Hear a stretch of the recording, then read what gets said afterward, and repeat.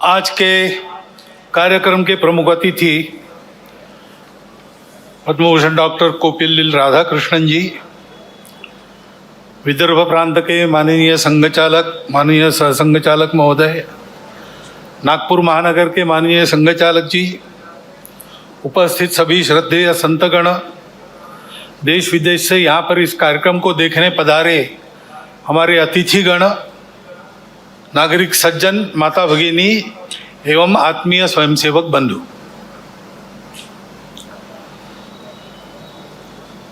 इस विजयादशमी को यानी आज के दिन अपने कार्य के 100वें वर्ष में संघ पदार्पण कर रहा है। इसीलिए शायद आज के उत्सव को देखने के लिए समय से पहले ही पर्जन्यराज भी उपस्थित हो गए और इसलिए स्वयंसेवकों को थोड़ी देर खड़ा रहना पड़ा। विशेष महत्व का वर्ष इसलिए भी है, पिछले वर्ष इसी पर्व पर हमने महारानी दुर्गावती जी का स्मरण किया था, उनके गुणों के लिए। ऐसा ही दूसरा एक सच्चरित्र पुण्यश्लोक अहिल्याबाई होळकर, उनकी ये 300वीं जन्म जयंती चल रही है। एक उत्कृष्ट राज्यकर्ता जिसकी शील संपन्नता का आदर्श सबके सामने हो, ऐसे एक महिला अत्यंत विपरीत परिस्थिति में राज्य चलाती है, रणनीति के कौशल का परिचय देती है,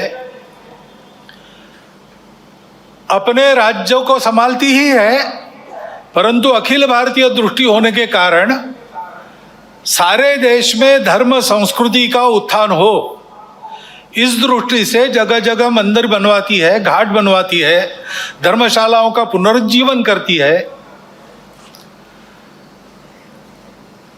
और इस प्रकार संस्कृति संरक्षण में, धर्म संरक्षण में स्वयं निस्पृह रह के अपने लिए कुछ न करते हुए और एक आदर्श उपस्थित करती है राज्यकर्ता का भी और भारतीय नारी के कर्तृत्व का एक फिर प्रतीक ऐसा उनके जीवन के निमित्त हमारे सामने खड़ा होता है, उनका हम स्मरण करते हैं।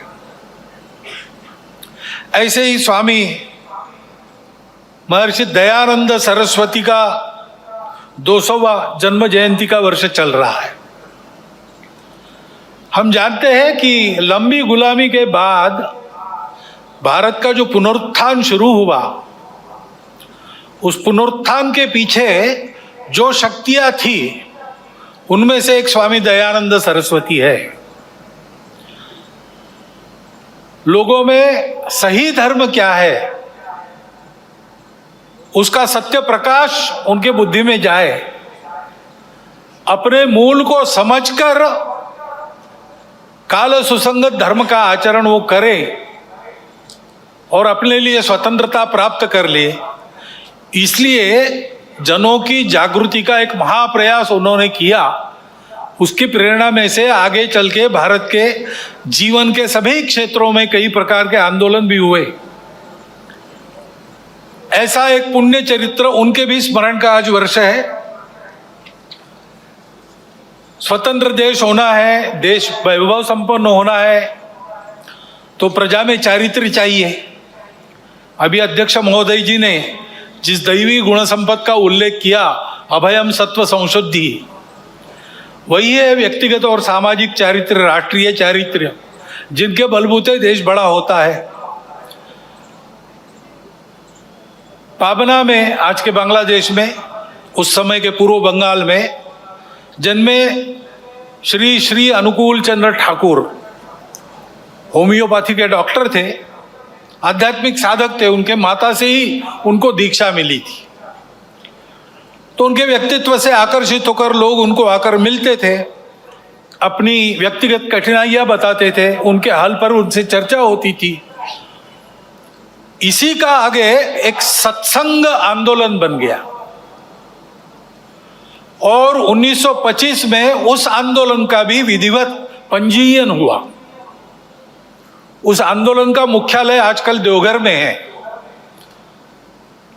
उनकी भी शताब्दी इस वर्ष 2025 में चलेगी। और हम जानते हैं भगवान बिरसा मुंडा के जन्म के 150 वर्ष हो गए।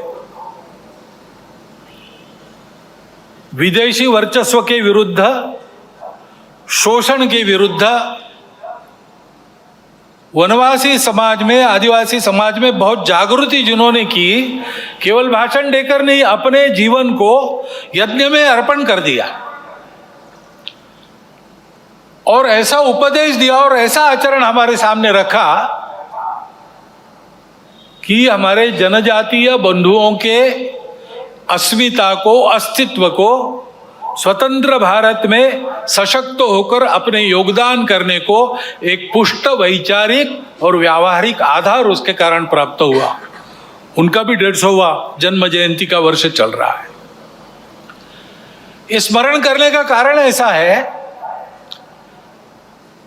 कि ये लोग हमारे सामने मूर्तिमंत उदाहरण है जैसा हमको होना चाहिए। व्यक्तिगत और राष्ट्रीय चारित्र्य, इन्होंने जो किया उसका हमको लाभ हो रहा है, ये बात अलग है। परंतु वो लोग कैसे थे, अलग अलग समय में, अलग अलग कार्य क्षेत्रों में उन्होंने काम किया, परंतु सबकी समान बातें कुछ थी। इन सब लोगों ने प्रामाणिकता से, निस्वार्थ बुद्धि से देश हित में, समाज हित में, संस्कृति और धर्म के हित में ही काम किया, अपने लिए कुछ नहीं रखा। निस्पृहता उनका गुण था और निर्भय थे, परिस्थिति की परवाह नहीं की, क्या भुगतना पड़ेगा इसकी कभी चिंता नहीं की। संघर्ष का कर्तव्य उपस्थित हुआ तो पूरे जोर से संघर्ष किया।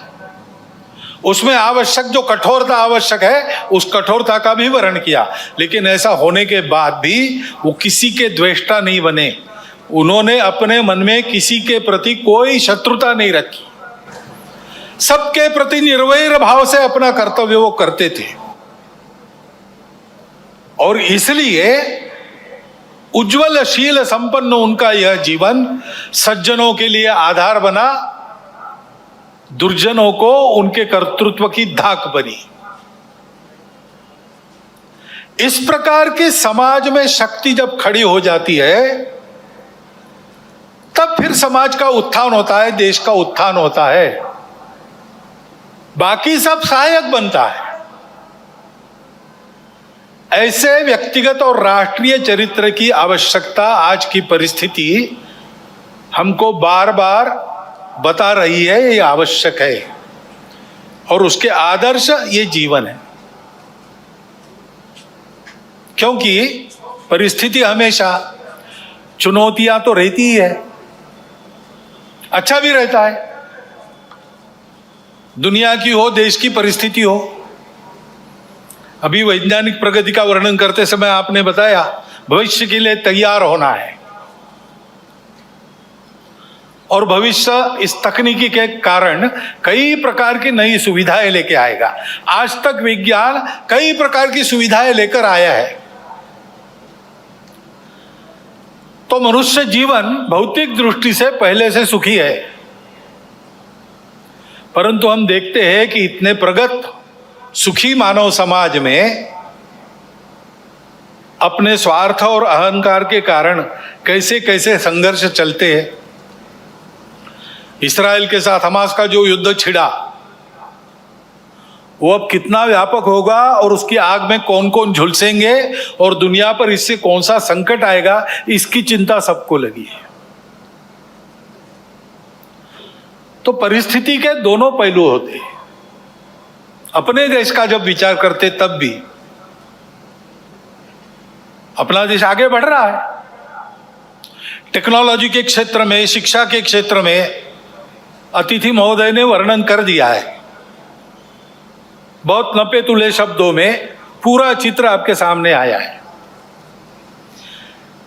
ऐसे सब क्षेत्रों में भारत आगे बढ़ रहा है। समाज की समझदारी भी धीरे धीरे बन रही है। उसके परिणाम स्वरूप हम ऐसा देखते हैं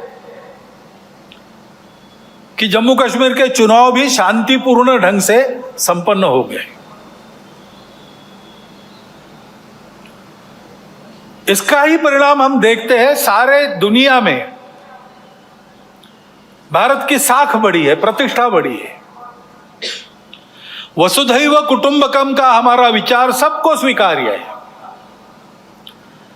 हमारा योग सारी दुनिया में एक फैशन बनते जा रहा है, लेकिन केवल फैशन नहीं बन रहा है, उसका जो शास्त्र है, उसकी जो परिणाम है, उसको भी दुनिया स्वीकार कर रही है।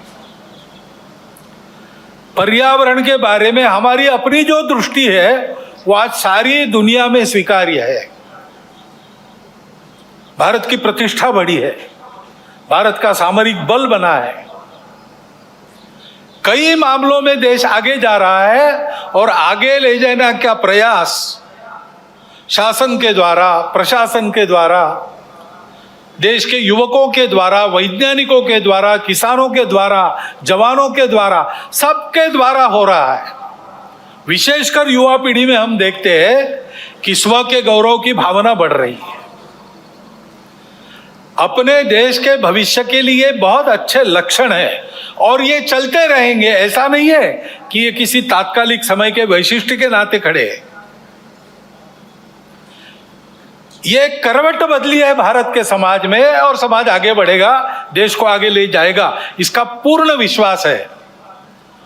परंतु जीवन का मार्ग कभी निष्कंटक नहीं होता और इसलिए कुछ चुनौतियां भी सामने है। विजयादशमी के भाषण में इन दोनों बातों की चर्चा होती है, परंतु चूंकि देश की आगे कुछ चलती रहेगी ये विश्वास है, उस तरफ देश ने रुख कर लिया है और देश आगे ही बढ़ेगा। उसकी चर्चा इस भाषण में आज मैं कम करने वाला हूं। एक चुनौती ऐसी ध्यान में आती है जिसका विचार हम सबको करना चाहिए, क्योंकि वो केवल हमारे सामने यानी संघ के सामने चुनौती नहीं है, केवल हिंदू समाज के सामने नहीं है, केवल भारतवर्ष के भी सामने नहीं है, पूरे दुनिया में वो चुनौती उठ रही है। उसको हमको समझना होगा, क्योंकि बहुत मायावी रूप धारण करके वह चुनौती आगे चलती है। इसलिए उसकी चर्चा करना मुझे आवश्यक लगता है। भारत आगे बढ़ रहा है, लेकिन भारत आगे न बढ़े ऐसा चाहने वाली शक्तियां भी दुनिया में है, जिनके निहित स्वार्थ मार खाते हैं भारत के प्रमुखत्व के कारण। वो अपेक्षा तो यही है कि उनका विरोध होगा, तरह तरह की चालें वो चलेंगे, भारत को दबाने का, एक विशिष्ट मर्यादा के अंदर ही बढ़ने देने का प्रयास करेंगे। वैसा हो भी रहा है, क्योंकि आखिर अभी तक भारत छोड़कर बाकी विश्व ने अपने स्वार्थ की बलि देकर भी दुनिया को बड़ा करने का मार्ग पकड़ा नहीं है। हम ये करते हैं, आज भी कर रहे हैं, सबको मदद करते हैं। हमारी शत्रुता करने वालों को भी आवश्यकता में मदद करने वाले हम हैं। शांति रहे इसलिए अपने हितों का बलिदान भी हमने कई बार किया है और करते हैं।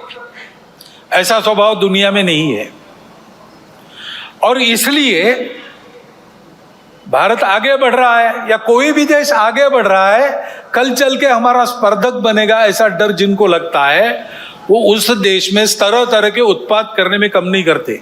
भाषा तो विश्व बंधुत्व की होती है, परंतु वो वहां तक ही है। अपने निहित स्वार्थ ठीक रहने चाहिए, अपनी सुरक्षा को धक्का नहीं लगना चाहिए।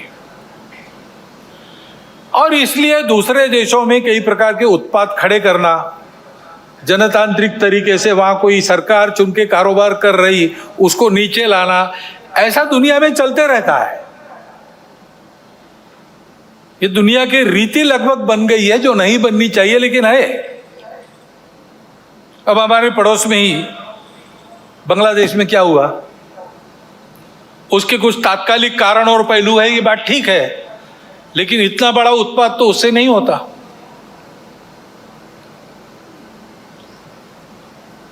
वो कारण, उनकी चर्चा, जिनका विषय है वो करें, परंतु दो बातें ध्यान में आती है। पहली बात है कि उस उत्पात के कारण वहां के हिंदू समाज पर जो अत्याचार बार बार होते हैं, उस परंपरा को फिर से दोहराया गया।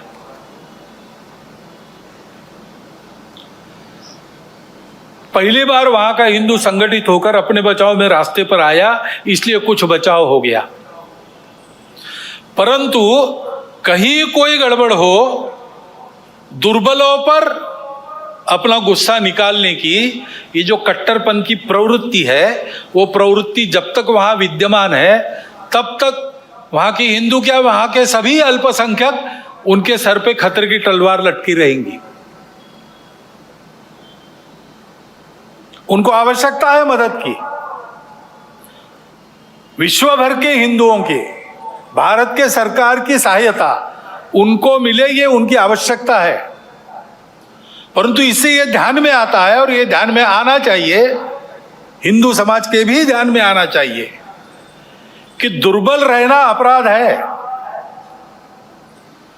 हम अगर दुर्बल है, असंगठित है, तो उसका मतलब हम अत्याचार को निमंत्रण दे रहे हैं। निमित्त कुछ नहीं चाहिए, हम दुर्बल है, यह निमित्त पर्याप्त है। और इसलिए जहां कहीं भी हम हैं, वहां संगठित रहना, सशक्त रहना, किसी से शत्रुता नहीं करना, हिंसक नहीं बनना, योगदान देने वाले बनना, परंतु इसका अर्थ दुर्बल रहना नहीं, अशक्त रहना नहीं। इसको हमको करना ही पड़ेगा। लेकिन दूसरी बात है हमारे सबके ध्यान देने की। अब वहाँ चर्चाएं ऐसी चलती है बांग्लादेश में कि भारत से हमको खतरा है, और भारत से खतरा है इसलिए पाकिस्तान को साथ लेना चाहिए, वही हमारा प्रामाणिक मित्र है, और दोनों मिलके, क्योंकि उनके पास न्यूक्लियर वेपन्स है, हम भारत को रोक सकते हैं। जिस बांग्लादेश के निर्माण में भारत की पूरी सहायता हुई, जिस बांग्लादेश के साथ भारत ने अब तक कोई वैरभाव रखा नहीं, आगे भी नहीं रखेंगे, उस बांग्लादेश में ये चर्चाएं हो रही है। ये चर्चाएं कौन करा रहा है? ऐसे वर्णन, नैरेशंस वहां पर चले, ये किन किन देशों की हित की बात है, ये तो देखने वाले, सोचने वाले समझते हैं, नाम लेने की आवश्यकता नहीं। हमारे देश में भी ऐसा हो, ये इच्छा है, क्योंकि भारत बड़ा बनेगा तो सब स्वार्थ की दुकान तो बंद हो जाएंगी, और इसलिए भारत का ये सामर्थ्य न बने। ऐसे उद्योग चल रहे हैं। Deep state, wokeism, cultural Marxism, ऐसे शब्द चर्चा में बहुत है। पिछले साल भी मैंने उल्लेख किया था। कुछ लोगों ने कहा था कि अपने यहाँ तो है ही नहीं। ऐसा नहीं है, अपने यहाँ है, बहुत पहले से है। क्योंकि केवल भारत नहीं, सभी सांस्कृतिक परंपरा के विरुद्ध ये विचार जाता है। परंपरा से दुनिया में कहीं भी कोई भी समाज जीवन में जो मंगल है, भद्र है, ऐसा मानता है, उसको ध्वस्त करना ये इनके कार्य प्रणाली का अंग है। और ये करने के लिए पहला सूत्र उनका होता है, इन्वेड द इंस्टीट्यूशंस, संस्थाओं को कब्जे में लो। शिक्षा संस्थान है, विद्यापीठ है, शिक्षा व्यवस्था है, माध्यम है, बौद्धिक जगत है, इन सब पर अपनी पकड़ कायम करके उनके द्वारा समाज में विचारों की विकृति का प्रसार करना, विचारों को बिगड़ना, अपनी परंपरा के प्रति, अपने स्वत्व के प्रति अश्रद्धा से उत्पन्न करना। हम ही अपने लोगों को गाली दे, हम ही अपने बातों को तुच्छ माने, उनकी लज्जा करें, इस प्रकार का वातावरण पैदा करना। इतना बड़ा समाज है, उसकी कई विविधताएं हैं, उन विविधताओं को अलगाव में परिवर्तित करना नहीं है। वहां कोई जबरदस्ती विविधता आरोपित करके हम विविध है इसलिए हम अलग है, हम विविध है इसलिए हम एक नहीं है, हमारे स्वार्थ अलग है, ऐसा नैरेशन देना। इतना बड़ा समाज है, छोटी मोटी समस्याएं सबकी रहती है, बड़ी समस्याएं भी रहती है। समाज की स्थिति में सब कुछ ठीक ही रहता है ऐसा नहीं, सुधारने का भी बहुत कुछ होता है, तो कई अन्याय चलते रहने वाले रहते हैं। इन सबको लेकर एक असंतोष उत्पन्न करना, संघर्ष उत्पन्न करना, टकराव की स्थिति उत्पन्न करना, लोगों को उग्र बनाना, व्यवस्था, कानून, सत्ता, प्रशासन, इन सब के प्रति अश्रद्धा, अनादर का व्यवहार सिखाना, इससे उस देश पर बाहर से वर्चस्व चलाना आसान होता है। पहले जैसा आपस में युद्ध करना अब आसान नहीं है। अब युद्ध इस प्रकार से होता है, इसको मंत्र विप्लव कहते हैं अपने परंपरा में। ऐसा मंत्र विप्लव चल रहा है और ऐसी भ्रम की स्थिति में उनको देश के अंदर भी कभी बार साथी मिल जाते हैं, जाने अनजाने। प्रजातांत्रिक देश है अपना, अनेक दल रहेंगे, उनकी स्पर्धा चलेगी, ये प्रजातंत्र की पद्धति है। लेकिन समाज में ये अलगाव, टकराव, देश की एकता, एकात्मता, देश के वैभव संपन्न होने के प्रयास से बड़े बन गए, अथवा दलों के स्वार्थ समाज की सद्भावना और राष्ट्र की एकात्मता को गौण बनाकर चलाए गए, तो फिर किसी एक का पक्ष लेके उनके पीछे खड़ा रहना, खुद मैदान में नहीं आना। अल्टरनेट पॉलिटिक्स ऐसा कहते हैं, पर्यायी राजनीति। उसके आड़ में अपना ये एजेंडा और ये पद्धतियां चलाती है। और ये मैं कोई कॉन्स्पिरेसी थियरी नहीं बता रहा हूं, पुस्तकें निकल रही है पाश्चात्य देशों से वहां की परिस्थिति के बारे में। पाश्चात्य जगत के अनेक प्रगत देशों में इस मंत्र विप्लव के परिणाम स्वरूप जीवन की स्थिरता, शांति और मांगल्य संकट में पड़ा हुआ उनको अनुभव होता है, हमको भी दिखाई देता है। और भारत के चारों ओर, विशेषकर सीमावर्ती प्रांतों में, इस प्रकार के कारस्थानों के चलते क्या क्या हो रहा है हम देख सकते हैं। समय पर हमको जागना है। हमारा देश सांस्कृतिक एकात्मता के अधिष्ठान पर खड़ा है। अंडरलाइंड कल्चरल यूनिटी, ऐसा हमारे संविधान निर्माताओं ने भी अन्यत्र भाषणों में कहा है। और नैतिक विचारों का, अध्यात्म के सत्य का एक बलशाली अधिष्ठान हमारे समाज की स्थिरता को, आपस के संबंधों को, व्यक्तिगत और राष्ट्रीय व्यवहार को मिला है। इन आधारों को नष्ट करने के कुप्रयासों को समय के पूर्व हमको रोकना पड़ेगा। उसके लिए समाज को प्रयास करने पड़ेंगे। एक ऐसा राष्ट्रीय नैरेटिव चलाना पड़ेगा, उसके लिए योजना बनानी पड़ेगी। कानून संविधान की मर्यादा में रहते हुए, अपने सांस्कृतिक अधिष्ठान पर पक्का रहते हुए हमको इसकी योजना बनानी पड़ेगी, क्योंकि समाज को सुरक्षित रखने के लिए इसी का उपयोग होगा। संस्कारों का क्षरण इन विभेदकारी ताकतों को पुष्ट करता है, और वो बलवान होती है तो वो भी संस्कारों के क्षरण का कारण बनती है। और हम देख रहे हैं कि भारतवर्ष में इस प्रकार का मनोवचन कर्मों पर कुप्रभाव निर्माण हो रहा है, क्योंकि अब कोई बात छिपी रहती नहीं, मीडिया सर्वत्र पहुंचता है। बड़ों के साथ बच्चों के हाथ में भी मोबाइल है। मोबाइल पर वो क्या देख रहे हैं, उनको क्या दिखाया जा रहा है, इस पर कोई नियंत्रण नहीं है। घर में क्या देखना नहीं देखना, इस प्रकार का विवेक नहीं मिल रहा है। ऐसी स्थिति में घर परिवारों में ये नियंत्रण स्थापित करना और अपनी विधि व्यवस्था में भी इसके व्यवस्था के लिए, कोई इसके नियंत्रण के लिए कानून बनना, इसकी आवश्यकता है। क्योंकि इन संस्कार भ्रष्टता के कई प्रकार के कुपरिणाम है।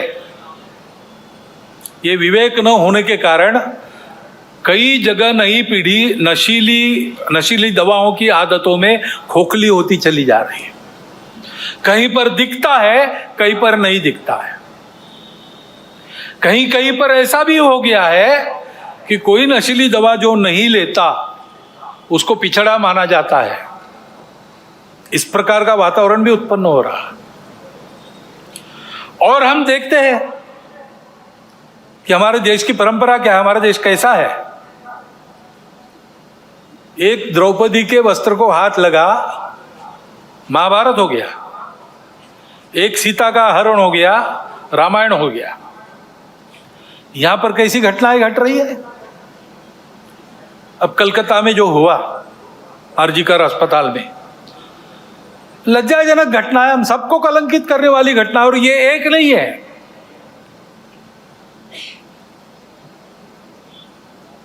घटनाएं होती है, उसका नियंत्रण वगैरह करना। जैसे वहां खड़े हो गए समाज के सब लोग डॉक्टर लोगों के साथ, घटना होने ही नहीं देना, इसलिए चौकन्ना रहना चाहिए, सुरक्षा देनी चाहिए। परंतु होने के बाद भी वहां जिस प्रकार से टालमटाल का प्रयास हुआ, अपराधियों को संरक्षण देने का प्रयास हुआ, ये जो अपसंस्कृति फैली है उसके साथ अपराध और राजनीति का जो गठबंधन हो गया है, उसके ये परिणाम है। हमारी सांस्कृतिक देन है ये दृष्टि जो कहती है मातृवत परदारेश, पराई स्त्री माता समान है। जिनसे प्रबोधन प्राप्त होता है परिवार में, अपने परिवार के जनों से प्राप्त होता है और माध्यमों के द्वारा जाने अनजाने समाज इनसे ग्रहण करता है। वहां यह भान रहना चाहिए कि हम क्या परोस रहे। वहां अगर इसका भान नहीं रहा, इन मूल्यों का तिरस्कार हुआ, उपेक्षा हो गई, तो फिर वो महंगा पड़ेगा। और इसलिए वहां पर इसका भान रहे और मूल्यों का प्रबोधन हो, इसके लिए हमको व्यवस्था करनी पड़ेगी। ये जो परिस्थिति सारी चल रही है उसमें हम देखते हैं कि सारे खतरे संस्कार भ्रष्टता के कारण और आपस में अलगाव की हवा बहती है, उसमें बह जाने के कारण देश में सर्वत्र, आप देखिए सीमा से लगे पंजाब है, जम्मू कश्मीर है, लद्दाख है, समुद्री सीमा पर केरल है, तमिलनाडु है और बिहार से मणिपुर तक पूरा पूर्वांचल है, अस्वस्थ है। मूल कारण यही है। इन प्रदेशों में ये सारी परिस्थिति उपस्थित है। और फिर ये भी हम देखते हैं कि कट्टरपन को उकसाप कर उपद्रव किए जाते हैं, ये भी परिस्थिति है। बहुत सारे असंतोष के कारण इतने बड़े समाज में हो सकते हैं। ट्रैफिक जाम हो गया तो वो भी असंतोष का कारण बनता है। असंतोष को व्यक्त करने के रास्ते भी हमारे संविधान ने बताए। प्रजातांत्रिक रीति से हमको जो अच्छा नहीं लगता उसका विरोध हम कर सकते हैं, करना भी चाहिए। अगर अपने को अच्छा नहीं लगता तो चुप रहो, ऐसा कोई नहीं कह सकता। परंतु उसकी एक पद्धति है, उसका पालन होना चाहिए। उसको ताक पर रखकर कानून संविधान को छोड़ते हुए कहीं किसी ने कुछ किया, पूरे समाज को जिम्मेवार मानकर ये जो उपद्रव होते हैं, इसको असंतोष के जगह गुंडागर्दी करना ज्यादा अच्छा है। ये गुंडागर्दी होती है और कहीं कहीं ये हो जाती है समाज के कट्टर स्वभाव के कारण। अथवा कहीं कहीं इसको कराया जाता है। कभी कभी समाज करता नहीं, उपद्रव करने वाले आके करके चले जाते हैं। पूज्य बाबा साहब आम्बेडकर साहब ने इसी के प्रति हमको सचेत किया था। संविधान समिति ने जब संविधान अर्पण किया, संसद में बाबा साहब के 2 भाषण हुए, इसमें एक में उन्होंने उल्लेख किया है इन बातों को। उन्होंने ग्रामर ऑफ अनार्की, अराजकता का व्याकरण कहा है। अब ये इशारा हमको मिल चुका है, हम लेकिन ऐसा करते हैं। अभी गणेश उत्सव के पथराव विसर्जन के जुलूसों पर हुआ, क्यों हुआ? कोई कारण नहीं था। ऐसी बातों का नियंत्रण त्वरित करना प्रशासन का काम है। कहीं करते हैं, कहीं थोड़ी ढिलाई भी दिखती है, परंतु प्रशासन आते तक तो समाज को भुगतना पड़ता है। तो इसलिए समाज को तैयार रहना चाहिए, सावधान रहना चाहिए, तैयार रहना चाहिए। गुंडागर्दी नहीं चलने देनी है। गुंडागर्दी को किसी का सैंक्शन नहीं है, और गुंडागर्दी किसी की भी हो वो क्षम्य नहीं है। अपना और अपनों का प्राण और चीज वस्तु, इसकी रक्षा करना ये अपना अधिकार है, मूलभूत अधिकार है। बातें प्रशासन को, पुलिस को करनी है, उनको ही करनी देनी चाहिए। उनके आते तक अपने प्राण को बचाना, अपनों के प्राणों को बचाना, ये अपना अधिकार है। उसके लिए समाज को सजग रहना पड़ेगा। सजगता से होगा ही नहीं, हो गया तो सन्नद्ध भी रहना पड़ सकता है। भाई वर्णन सारा किसी को लड़ाने के लिए नहीं कर रहा हूं, डराने के लिए भी नहीं कर रहा हूं। ये परिस्थिति है, दूसरी भी है, अच्छी परिस्थिति भी है, अच्छी बातें भी हो रही। हमको इस परिस्थिति में से जाना है, और इसलिए क्योंकि हम सबकी इच्छा है अपना देश एकात्म हो, सारे झगड़े समाप्त हो, अपना देश बड़ा बने, सबकी इच्छा है, सबका कर्तव्य भी है। और इसलिए समाज की एक विशिष्ट प्रकार की स्थिति चाहिए, विशिष्ट दिशा में प्रयासों की आवश्यकता रहती है। समाज स्वयं जगता है, अपना पुरुषार्थ करता है, तब महापुरुष, संगठन, संस्थाएं, प्रशासन, शासन, ये सब सहाय्य कार्य होते हैं। समाज की स्वस्थ स्थिति से सारे उपद्रव टल जाते हैं। जैसे इम्यूनिटी कम होने के बाद रोग आते हैं, स्वस्थ अवस्था शरीर की ढलती है, बीमारियां बाद में घेरती है, और बीमारियां भी स्वस्थता को नष्ट करती है। और इसलिए यह स्वस्थ अवस्था समाज की सशक्त अवस्था, यानी समाज की संगठित अवस्था है। समाज को सशक्त रहना चाहिए, संगठित रहना चाहिए, क्योंकि दुर्बलों की परवाह देव भी नहीं करते। अश्वम नैव गजम नैव व्याघ्रम नैव च नैव च, बलि किसकी देनी यज्ञ में चर्चा हुई। कहते हैं क्या घोड़े की? नहीं, वो तो लात मारेगा। हाथी? नहीं, बहुत बड़ा है। शेर? नहीं बाबा, वो तो बिल्कुल नहीं। फिर किसको? तो बकरे को काटो, कुछ नहीं कर सकता। देवो दुर्बल घातका। और इसलिए इस स्वस्थता को, संगठित को उत्पन्न करने के लिए संपूर्ण समाज में कुछ विषय हम शताब्दी वर्ष के पश्चात ले जाएंगे। अभी 1.25 साल शुरू हुआ है, वो पूरा होगा 1925 में। उसके बाद साल भर शताब्दी वर्ष का कुछ चलेगा। उसके बाद समाज में हम विषय लेने जाने वाले हैं। समाज के स्वस्थ स्थिति की पहली शर्त है सामाजिक समरसता और सद्भावना। इसके बिना संगठन संभव नहीं। और इसलिए इन बातों को ले जाना है। लेकिन ये बात ले जानी है, कार्यक्रम ले जाने से नहीं होता। कुछ प्रतीकात्मक कार्यक्रम कर लिए तो समरसता, सद्भावना नहीं आती है। व्यक्तिगत स्तर पर, पारिवारिक स्तर पर काम करना पड़ता है। समाज के सभी वर्गों में व्यक्तियों की और कुटुंबों की मित्रता होनी चाहिए। मैं जितने दायरे में घूमता हूँ, फिर काम करता हूँ, वहाँ के सब प्रकार के रहने वालों में मेरे मित्र होने चाहिए। मेरे परिवार के मित्र कुटुंब वहाँ सब प्रकार के रहने वालों में होने चाहिए। भाषा विविध है, पंथ संप्रदाय विविध है, खान पान रीति रिवाज सब अलग अलग होने के बाद भी ये कुटुंबों की और व्यक्तियों की मित्रता यही समाज में समरसता लाती है। प्रबोधन करने के लिए बाकी सब काम आता है, आचरण करने के लिए ये प्रत्यक्ष मित्रता चाहिए। और जहां जहां लोगों को समझाना संभव है, अपनी इतनी साख है, वहां समझा के पर्व त्योहार सबके होने चाहिए। ये विषमता इतनी विचित्र हो गई कि हमने अपने संतों को, देवों को, सबको बांट लिया। वाल्मीकि जयंती वाल्मीकि बस्ती में ही क्यों हो? वाल्मीकि ने रामायण तो पूरे हिंदू समाज के लिए लिखा, तो भगवान वाल्मीकि की जयंती सब मिलके मनाए, भगवान रविदास की जयंती सब मिलके मनाए, सारे पर्व त्योहार मिलके पूरा हिंदू समाज करे, सहभागी हो, बाहर से सहभागी हो, अंदर जाकर सहभागी हो।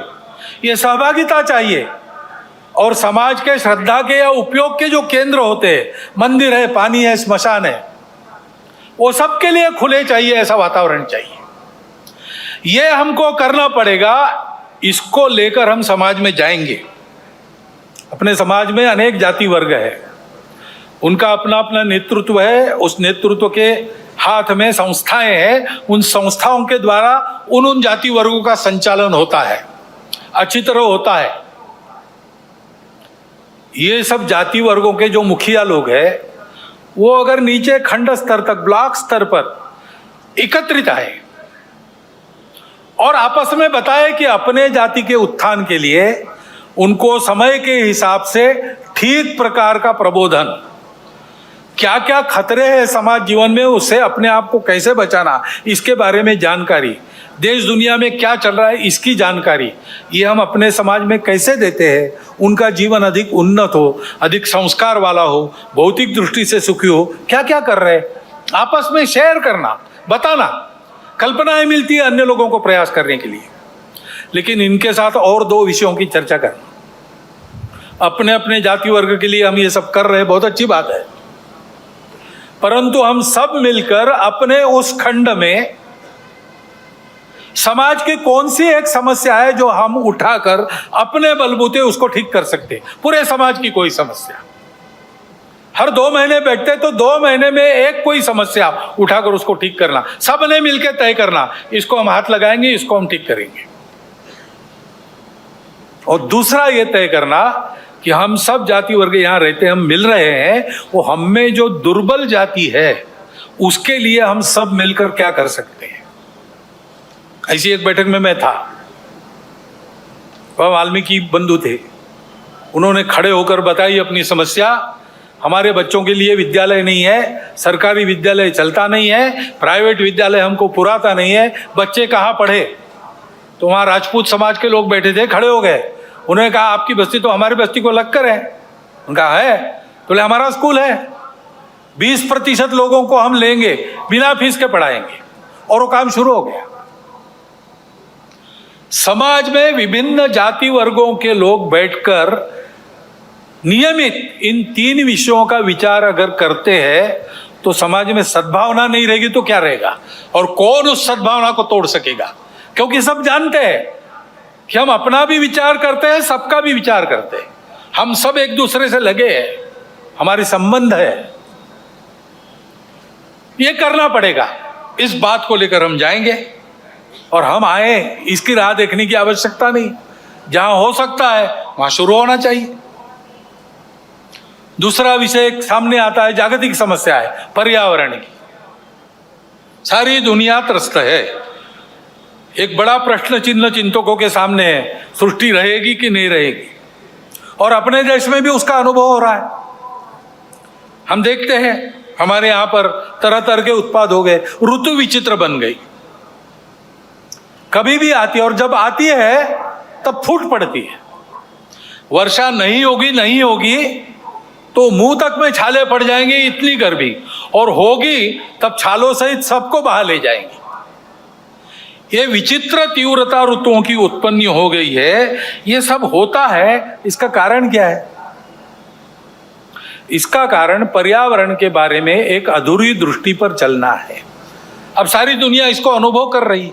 और इसलिए उस दृष्टि को बदलने का प्रयास भी सर्वत्र हो रहा है। अपने देश में भी उसकी बात तो हम करते हैं, परंतु उसी दृष्टि को लेकर हम भी चले, दुनिया का अंधा अनुसरण किया, और इसलिए हम देखते हमारे यहां भी वो उत्पाद हो रहे। हमारी जमीन विकृत हो गई, हमारा पानी अशुद्ध हो गया, हमारी वनस्पतियों में केमिकल्स आ गए, उसके कारण बीमारियां बढ़ रही है, ऋतु ऐसे बन गए हैं, जंगल कट गए, हरियाली नष्ट हो गई, नदियां सूख गई, अन्न जल वायु धरती सब विषाक्त हो गए, पर्वत ढलते हैं, भूमि फटती है। पिछले 2 वर्षों के समाचार देखिए। तो इस विचार को बदल के हमको अपने विकास पथ को सही, जो अपना परंपरागत पूर्ण विचार है, जो पर्यावरण के प्रति कृतज्ञता रखता है, मित्रता रखता है, उसके आधार पर कई प्रकार की अपनी पद्धतियां और पर्यावरण को पुष्ट करने वाली पद्धतियां है, मनुष्य जीवन को सुखी ढंग से चलाते हुए। जैसे जैविक कृषि है, 10,000 साल की खेती है हमारे देश में, जमीन अभी भी दे रही, उर्वर है। रासायनिक खेती हुई, 200 साल में भूमि बंजर बन गई। अब कई जगह भूमि को 3-3, 4-4, 10-10 साल विश्राम देना पड़ता है, उसमें तरह तरह के जैविक खाद डालने पड़ते हैं, तब कृषि योग्य बनती है। ऐसी स्थितियां हमारे देश में भी कई कई हो गया है।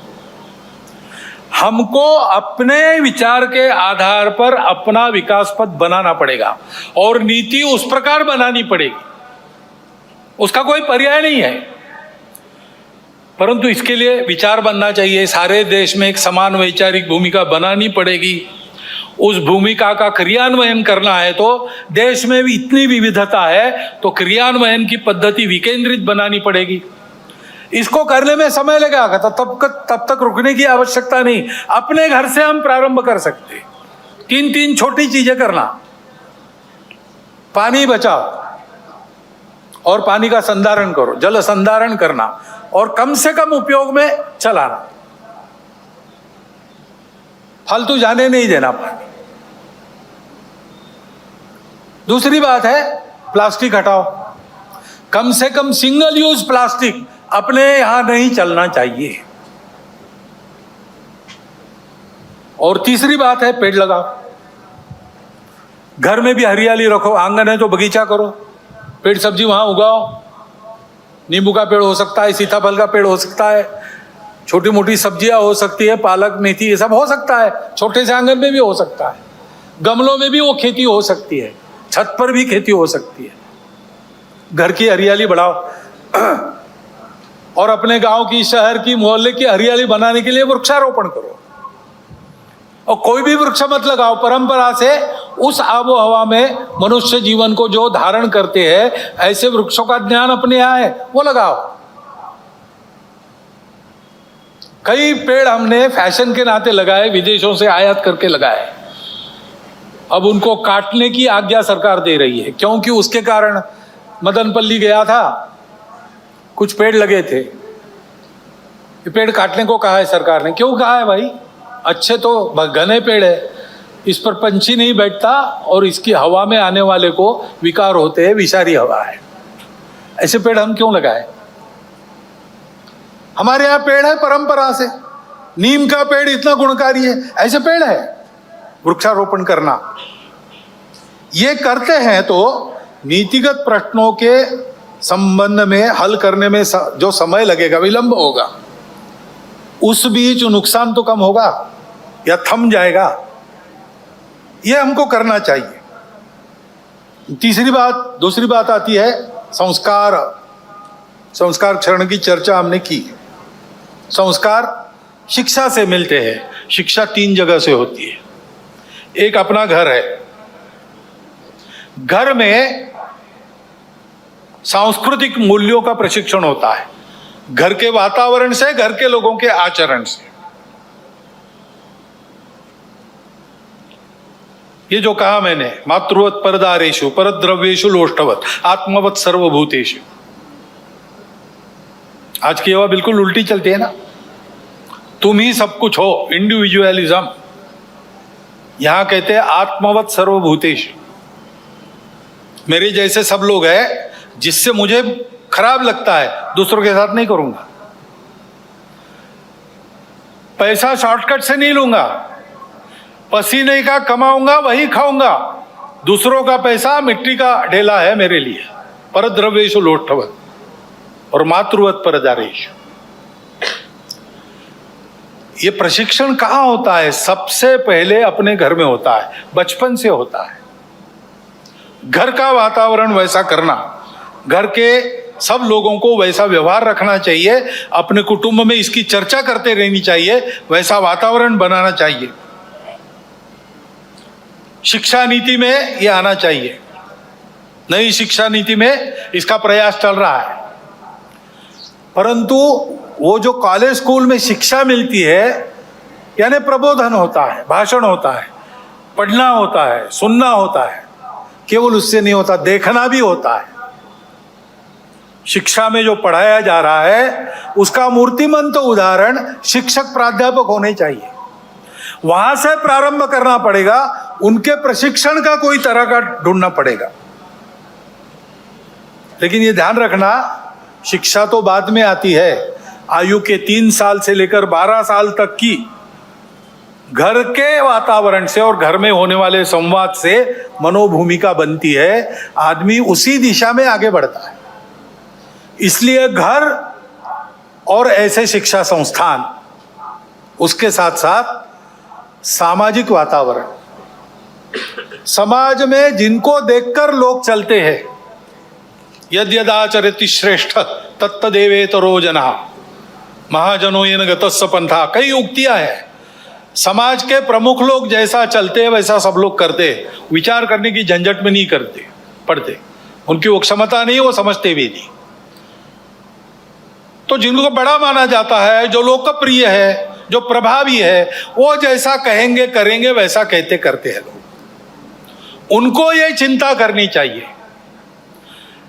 समाज के मन को गढ़ने वाले माध्यमों को इसकी चिंता करनी चाहिए कि हमारे करने में से समाज की धारणा करने वाले, समाज में भद्रता मांगल्य कायम रखने वाले मूल्यों का पोषण होना चाहिए।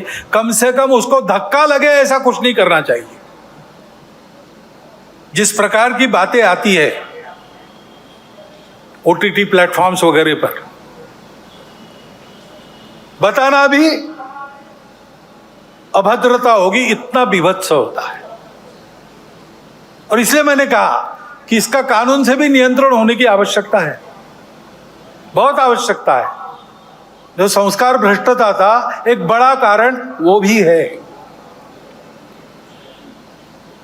और इन्हीं संस्कारों का जीवन में प्रकटीकरण जब होता है तो उसका एक दूसरा पहलू है हमारा सामूहिक जीवन, सामाजिक जीवन, नागरिकों का जीवन। हम लोगों को देश में साथ में रहना है। साथ में रहना है तो ठीक से चलना आना चाहिए ना। अभी आपने देखा यहाँ कीचड़ फैला था, उसमें चलना संभव नहीं था, चलते फिसल जाते, ठेला ठेली होती। चलने का कार्यक्रम रद्द कर दिया, क्योंकि बाजार में चलना अलग बात है, वहाँ कोई किसी का रहता नहीं, अपना अपना काम करने आता है, चले जाता है, तो भीड़ रहती है, ठेला ठेली होती है, सब होता है। लेकिन ठीक से चलना है तो मिलके चलने का शास्त्र रहता है, मिलके चलने के नियम होते हैं। देशकाल परिस्थिति अनुसार परिवर्तन भी होता है। आज 2 पथ संचलन होने वाले थे, एक करना पड़ा। एक उसमें 6 कतारों में चलने वाला था, सबको 4 में चलना पड़ा, क्योंकि वर्षा के कारण एक परिस्थिति आई। ऐसे परिवर्तन होते रहते हैं। लेकिन अपने समय में जो भी नियम है साथ चलने के, उसका पालन करना चाहिए। नागरिक अनुशासन होता है, कई प्रकार के कर बिल भरने पड़ते हैं, समय पर भरना चाहिए। दीनदयाल जी ट्रेन में जा रहे थे, ट्रांजिस्टर बंद कर दिया, सामने वाले को कहा कि आपके पास ट्रांजिस्टर लगाओ, मुझे वार्ता न्यूज़ सुननी है। सामने वाले ने कहा अभी तो आपने बंद किया आपका। तो मैंने इसलिए बंद किया कि अभी इसका लाइसेंस रिन्यू करना बाकी है, अभी इसका लाइसेंस समाप्त हो गया, रिन्यू करने के बाद मैं लगाऊंगा, तब तक कृपया आपका दीजिए। दीनदयाल जी बड़े व्यक्ति थे, नेता थे, भारतीय जनसंघ के अध्यक्ष थे। वो ये नहीं करते तो उनको कोई कुछ कहता नहीं, लेकिन उन्होंने इसका ध्यान रखा। गलती से एक बार सब्जी वाली को खोटा पैसा चला गया, वापस आए कार्यालय से, सारा खुर्दा ढूंढ के वो खोटा पैसा वापस लिया, खरा पैसा दिया, खोटा पैसा नदी में फेंक कर आए, क्योंकि दूसरा कोई उसका उपयोग न करे। ये आचरण, ये समाज के नियम होते हैं, राहदारी के नियम होते हैं। कैसे चलना, कितना स्पीड, लाल बत्ती, हेलमेट, सारी बातें, इन सबका ठीक से पालन होना चाहिए, श्रद्धापूर्वक पालन होना चाहिए, अक्षरशः और भाव ध्यान में रखकर भी। और ऐसे ही अपने पूरे देश को एक चलने का अपना अनुशासन है, अपना संविधान। वो संविधान हम सब लोगों ने अपने लिए धारण किया है। संविधान की प्रस्तावना में पहला वाक्य है, हम भारत के लोग अपने आप को इस संविधान को अर्पण करते हैं। इस भाव के ध्यान में रखना। वो संविधान अपने देश के चलने का अनुशासन है, उस अनुशासन का भी पालन होना चाहिए। और इसलिए उस संविधान के 4 प्रकरण विशेष महत्वपूर्ण है। सबको उसका प्रबोधन मिलना चाहिए, सब में उसकी चर्चा होनी चाहिए। एक तो संविधान की प्रस्तावना है, दूसरा संविधान में मार्गदर्शक तत्व है, संविधान में मूलभूत कर्तव्य है, और संविधान में मूलभूत अधिकार है। सामान्य लोगों को भी इसकी जानकारी मिलनी चाहिए, उसके प्रबोधन की व्यवस्था होनी चाहिए। घर में से, स्वभाव में से हमको मिलजुल कर चलने की कला मिलती है, वो मिलनी चाहिए। वो पारस्परिक व्यवहार का अनुशासन, परस्पर व्यवहार में मांगल्य, सद्भावना, भद्रता, और सामाजिक व्यवहार में देशभक्ति और समाज के प्रति आत्मीयता के साथ कानून संविधान का निर्दोष पालन, ये सब मिला के व्यक्तिगत और राष्ट्रीय चारित्र्य बनता है। देश की सुरक्षा, एकात्मता, अखंडता व विकास के लिए यही 2 पहलुओं महत्वपूर्ण है। इनका त्रुटिविहीन और संपूर्ण होना आवश्यक है। इसलिए सजगता और सातत्य के साथ इसकी आदत लगानी चाहिए। आदत की बात है, समझते सब है, करने की आदत जो पड़ी है उसको बदलने की बात है। इसलिए हमेशा सतर्क रखते, एक एक कदम पर इसमें, इस चौखट में मैं ठीक चल रहा हूं कि नहीं, ये देखना चाहिए। और ये आचरण सतत ऐसे होता है, उसकी प्रेरणा है स्व की प्रेरणा। स्वदेशी हम कहते हैं। ये स्व क्या है? अध्यक्ष जी ने बोली कि हम कौन है, कहां से आए, कहां जाना है। इसके आधार पर हमारे पूर्वजों ने एक सत्य को प्राप्त किया। उस सत्य के आधार पर हमारे कुछ मूल्य बने, जिनको धर्म कहते हैं। सत्य, करुणा, शुचिता, तपस, इस चौखट में जो बैठता है वो धर्म है। धर्म भारत का स्व है, रिलीजन नहीं। रिलीजन अनेक है। सब रिलीजन के पीछे जो रिलीजन है, उसके पीछे जो आध्यात्मिकता है, religion on the top of religion ऐसा कहते हैं, वो धर्म, वो भारत का प्राण है, वो हमारी प्रेरणा है। उसके कारण हमारा इतिहास बना है, उसके लिए हमारे बलिदान हुए। देखिए अपना पूरा इतिहास, आपको पता चलेगा कि भारतवर्ष में जो कर्तृत्व हुआ है वो धर्म के कारण हुआ है। भारतवर्ष में जो संघर्ष हुआ है वो भी धर्म के लिए हुआ है। उसको ध्यान में रखना, उसकी पहचान, स्पष्ट स्वरूप ध्यान में आना चाहिए। हम कौन है, उसके नाते हम कहे जाते हम सब हिंदू है, क्योंकि उस धर्म को जो शाश्वत है, सनातन है, सृष्टि के साथ अस्तित्व में आया है, सबको है, सबका है। हमने खोजा नहीं है, हमने दिया नहीं किसी को, हमने पहचाना केवल। इसलिए उसको हिंदू धर्म कहते हैं, जो वास्तव में मानव धर्म, विश्व धर्म है। वो हमारा स्वत्व है। उस स्वत्व के आधार पर चलना, छोटे छोटे व्यवहार भी उसके आधार पर करते हैं। उसके गौरव के कारण स्वाभिमान उत्पन्न होता है और स्वाभिमान हमको बल देता है आगे बढ़ने का।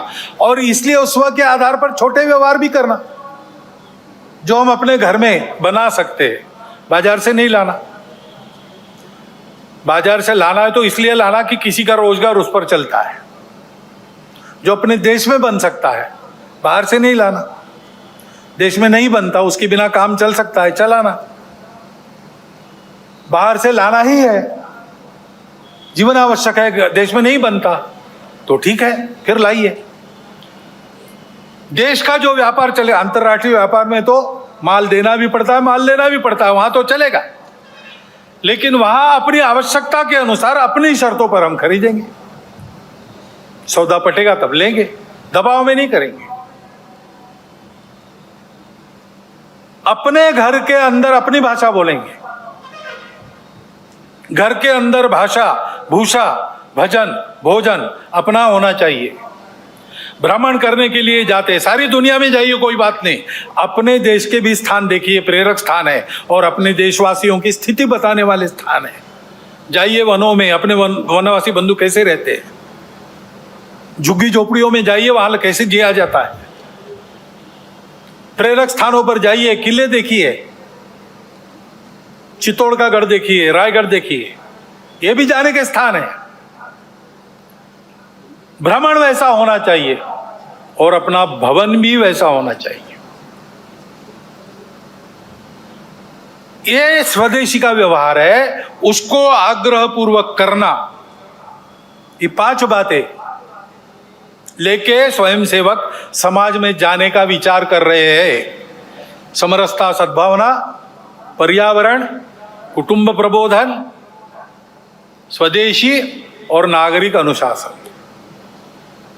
और एक बात है जिसको हम सब ने ध्यान में रखने की आवश्यकता है, मन वचन कर्म का विवेक चाहिए। राष्ट्रीय चारित्र का वो एक महत्वपूर्ण पहलू है। अपना देश विविध प्रकार का है और विविध स्थितियों में लोग हैं, इसलिए कोई एक बात देश में होती है वो सबके लिए अच्छी लगेगी इसकी गारंटी नहीं है। कोई कानून बनता है वो सबको जचेगा, नहीं बता सकते, सबको खुश नहीं कर सकता कानून। तो हमेशा कुछ न कुछ तकरार रहेगी, शिकायत रहेगी। विविधताएं हैं, ये विविधताएं अलगाव नहीं है, विशिष्टता है। सृष्टि विविध है, सृष्टि की विशिष्टता है, हमारे देश में भी है। ऐसी बातों को लेकर आपस में लड़ पड़ना ठीक नहीं है। हम संवेदनशील रहते हैं इन सब बातों के प्रति, ठीक भी है, लेकिन उस संवेदनशीलता को प्रकट करने का मार्ग संयम का होता है, असंयम का नहीं होता। कानून और व्यवस्था को धता बताकर अवैध या हिंसात्मक मार्ग से उपद्रव खड़े करना, किसी ने किया पूरे वर्ग को जिम्मेवार मानना, ये गलत है, किसी के लिए ये विहित भी नहीं है। सहिष्णुता, सद्भावना भारत की परंपरा है। असहिष्णुता और दुर्भावना भारत विरोधी और मानव विरोधी दुर्गुण है। इसलिए क्षोभ कितना भी हो, असंयम से बचना चाहिए। मन, वाणी और कृति से किसी की श्रद्धा का, श्रद्धास्पद स्थान का, महापुरुष का, ग्रंथों का, अवतारों का, संतों का अपमान न हो, इसका ध्यान स्वयं के व्यवहार में रखना चाहिए। और अन्य किसी से ऐसा हो गया तो भी स्वयं पर नियंत्रण रखकर ही चलना चाहिए। असंयम के बदले असंयम से संयम निर्माण नहीं होता, बैर से बैर की शांति होती नहीं। संयत व्यवहार करना सीखे, क्योंकि सब बातों के परे, सब बातों के ऊपर महत्व समाज की एकात्मता, सद्भाव और सद्व्यवहार का है। यह किसी भी काल में किसी भी राष्ट्र के लिए परम सत्य है तथा मनुष्यों के सुखी अस्तित्व तथा सहजीवन का एकमात्र उपाय है। और ऐसे चलना है तो शक्ति चाहिए, क्योंकि दुर्बल धर्म का वहन नहीं कर सकते। नायम आत्मा बलहीने न लभ्य, अध्यात्म की साधना बलहीनों को नहीं पटती। ये सारा करना है तो दुनिया में तरह तरह की परिस्थिति है, सशक्त समाज इसको कर सकता है। जो नहीं करते वो अपने आप को कितना भी बलवान बताते होंगे, कुछ दुर्बलता उनके अंदर छिपी है। और इसलिए दुनिया की रीति है, सत्य भी है अपना, दुनिया शक्ति देखती है उसके पीछे की, उसको स्वीकार करती है। बलहीनों को नहीं पूछता, बलवानों को विश्व पूजता। जब भारतवर्ष गिनने लायक बल नहीं रखता था तो हमारे कितने अपमान होते थे, हमारे लोगों को कैसे निकाला जाता था। अब भारतवर्ष की शक्ति बढ़ गई है तो मान भी बढ़ गया है, भारतवर्ष के नागरिकों की प्रतिष्ठा भी बढ़ गई है। भारतवर्ष जितना बड़ा बनेगा उतना उसकी बातें स्वीकार होगी, उसकी बातें सत्य है, सबके लिए है, सद्भावना परिपूर्ण है। परंतु उसका स्वीकार होना है तो शक्ति संपन्न बनना पड़ेगा। ये आज के जगत की रीति है। इसलिए शक्ति की साधना, दुर्बल नहीं रहना, शारीरिक मानसिक बौद्धिक सब प्रकार का बल चाहिए, संगठित समाज का बल चाहिए, उसी की साधना राष्ट्रीय स्वयंसेवक संघ करता है। परंतु शक्ति को दिशा चाहिए, दिशाहीनों की शक्ति उपद्रव करती है।